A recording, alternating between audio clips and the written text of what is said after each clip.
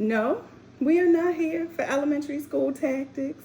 We are really here to learn something. Today in our workshop, we are going to learn how to take emotional intelligence, add it into some practical listening techniques, and to get a enhanced leadership effectiveness.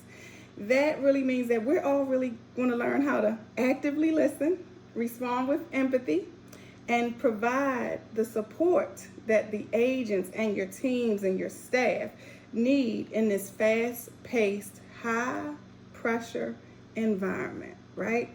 You're not only going to learn about de-escalating. I'm going to challenge you guys to some new techniques to use. We're going to take all of this, we're going to take this formula, and we are going to inspire our agents to become empathetic because we're empathetic. We are going to inspire them to trust us more. We are going to gain better communication skills, and it's going to equal success. Success for everybody, for you and your teams and for the agents.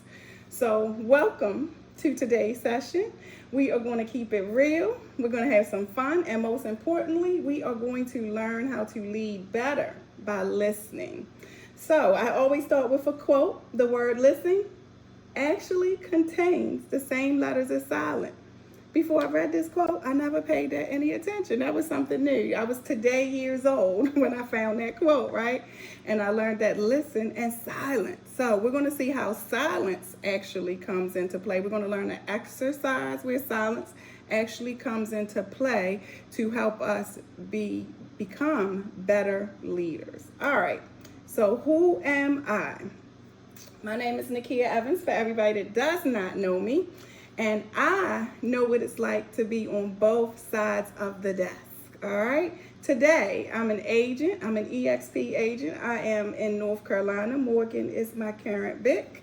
And I'm also licensed in Maryland, where I started my career as a real estate agent in 2002.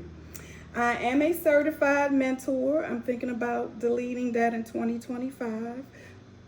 Making a face if anybody could see me. I am on the State Agent Advisory Council now, and I was the National Agent Advisory Council chairperson. I think that was in 2022, I believe. I am a former brokerage manager at a different brokerage where I retired and came on over to EXP. I'm the past president of Women's Council of Realtors 2019 and my local association in 2022. That was all in Baltimore, Maryland. I picked up my whole entire life and I moved to North Carolina one day. It was just something I felt like I needed to do. I was led to do that.